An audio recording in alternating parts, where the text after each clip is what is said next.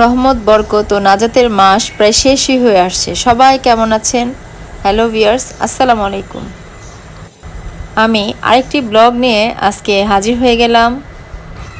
আজ সারাদিন ইফতারিতে কি করব, আজকে আমাদের বাসায় মেহমান আসবে, সব আপনাদের সাথে শেয়ার করব। আমার সাথেই থাকুন। আমার চাচাতো বোনরা আমাদের পাশের বিল্ডিংয়েই থাকে, তো প্রতি বছরই ওদের সাথে রমজানের একটা দিন ইফতারি করি। আলহামদুলিল্লাহ এই বছরে বলেছি আমাদের সাথে আজকে ইফতারি করার জন্য, তো ওরা আসবে আমাদের বাসায়, তাই কিছু কাজ আগে থেকেই করে রাখছি। ছোলা, ডাল এগুলো সব ভিজিয়ে রাখছি। চাচা চাচি, চাচাতো বোন, ওদের মেয়েরা, আমরা একসাথে সবাই মিলেমিশে ইফতারি করি। আমার খুব ভালো লাগে, আর মেহমান আসতে আমার এমনিতেই ভালো লাগে। অনেকেই মেহমান পছন্দ করে না, কিন্তু মেহমান তো তার রিজিক নিয়েই আসে, আর যেই ঘরে মেহমান আসে সেই ঘরে রহমত বরকত নাজিল হয়। যাই হোক, আর এই এখন রমজান শেষের দিকে সবাই হয়তো বা ব্যস্ত, অনেকেই ঈদের কেনাকাটা করছেন, অনেকের হয়তো কেনাকাটা শেষও। আমারও ঈদের কেনাকাটা মোটামুটি আলহামদুলিল্লাহ শেষ, কিন্তু এটা নিয়েও ব্লগ করে রেখেছি, সময়ের জন্য আপলোড করতে পারছি না। জানি না ঈদের আগে এটা হয়তো দিতে পারবো কি না। আর আমার ভিডিওগুলো আপনাদের কেমন লাগে আমাকে কিন্তু অবশ্যই কমেন্ট করে জানাবেন। আমি এদিক দিয়ে বেসনগুলো আগে গুলিয়ে রাখছি, কারণ বেসনগুলো আগে থেকে গুলিয়ে রাখলে বেগুনি, আলুর চপ এগুলো ভালোভাবে ফুলে ওঠে, দেখতেও খুব সুন্দর লাগে।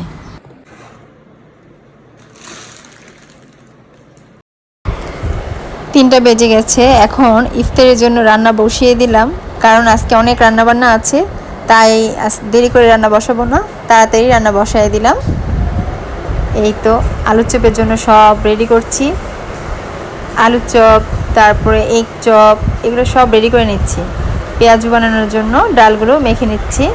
এগুলো সব আস্তে আস্তে রেডি হয়ে গেলে ফুলকপির চপও বানাবো, তাই ফুলকপিগুলোকে হালকা একটু লবণ দিয়ে সিদ্ধ করে নিয়েছি। ভাজা পোড়া স্বাস্থ্যের জন্য খুব ক্ষতিকর, জেনেও কিচ্ছু করার নাই। রমজান মাস আসছে, এই মাসটাই তো সন্ধ্যা হলেই আমরা ভাজা পোড়া খাই, আর আজান দিলে একটু পেঁয়াজু, আলু চপ, বেগুনি এগুলো ভাজা পোড়া না থাকলে রোজা রোজা মনে হয় না। আর রোজার মাস প্রায় শেষ হয়ে আসছে। আজ হচ্ছে কদরের রাত, আর এই কদরের রাত নিয়েও একটা ঘটনা আপনাদের সাথে শেয়ার করি। কদরের রাত্রের অনেক মর্তবা।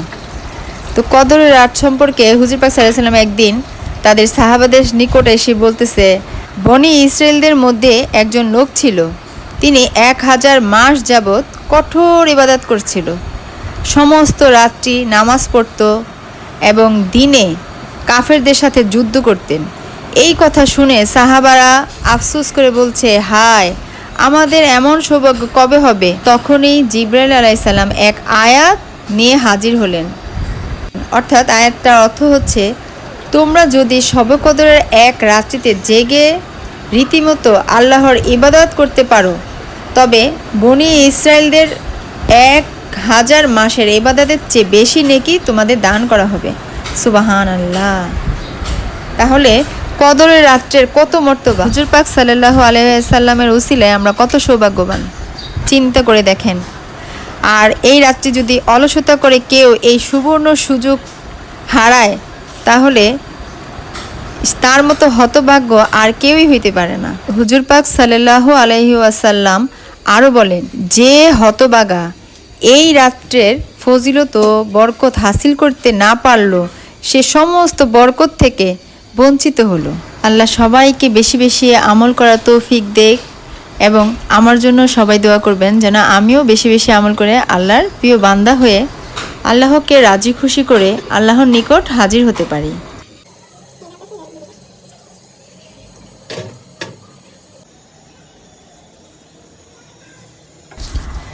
এক এক করে সব ভেজে নিচ্ছি, আর আমি ডিশের মধ্যে সব ভাজা পোড়া নিব, তাই আগে থেকে একটা টিস্যু আমি বিছিয়ে রেখেছি যেন তেলগুলো একটু শুষে নিতে পারে। আর মেহমান আসলে অনেকেই বাহির থেকে খাবার অর্ডার করে আনে কিংবা কিনে আনে। আমি সবসময় মেহমানদেরকে নিজের হাতে রান্না করে খাওয়াতেই পছন্দ করি।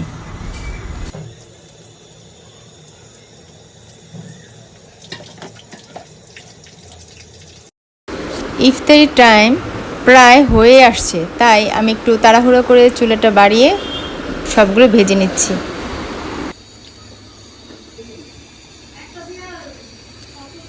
আমার ইফতারি সব ভাজা পোড়া প্রায় শেষ, দেখতেই পাচ্ছেন আমার পুরো ডিশ ভরে গেছে।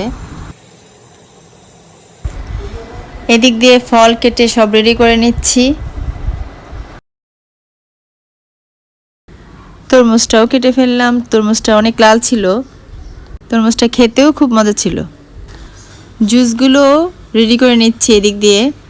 আজকে আমরা বাঙ্গির জুস, স্ট্রবেরির জুস আর ট্যাং, লাচ্ছি 4 রকমের জুস করব, কারণ সারাদিন রোজা রেখে গলা শুকিয়ে থাকে, জুসটা খেলে শান্তি লাগে, তাই কয়েক রকমের জুস বানিয়ে রাখি যে একটার পর একটা জুস খেয়ে এমনিতেই পেট ভরে যায়, ইফতারি খাওয়ার আর জায়গা থাকে না। আমার সব কাজ প্রায় শেষ, এখন এগুলো আস্তে আস্তে ড্রয়িং রুমে নিয়ে যাব, কারণ ড্রয়িং রুমটা একটু বড়, সবাই আজকে একসাথে ইফতারি করব, তাই ডাইনিং টেবিলে জায়গা হচ্ছে না। এর জন্য আমি ফ্লোরে একটি চাদর বিছিয়ে আস্তে আস্তে সমস্ত ইফতারিগুলো এনে এনে সব সাজিয়ে নিচ্ছি। আজকে ফ্লোরে বসে সবাই একসাথে ইফতারি করব। চাচাতো বোন, চাচি সবাই চলে আসছে।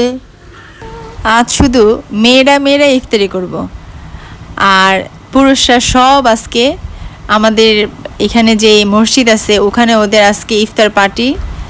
বাসায় সব পুরুষ মানুষ সব ওই ইফতার পার্টিতে চলে গেছে। এখন আমরা শুধু মহিলারাই বাসায় আছি, আমরা আজ ইফতারি করব।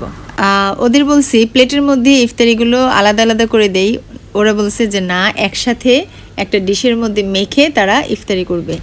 সবাই মিলেমিশে আজকে কিভাবে ইফতারি করলাম আপনাদের সাথে তা শেয়ার করলাম। আপনাদের আমার এই ভিডিওগুলো কেমন লাগে অবশ্যই কমেন্ট করে জানাবেন। পরবর্তী ভিডিও নিয়ে আমি আবার হাজির হব ইনশাল্লাহ। আল্লাহ হাফেজ।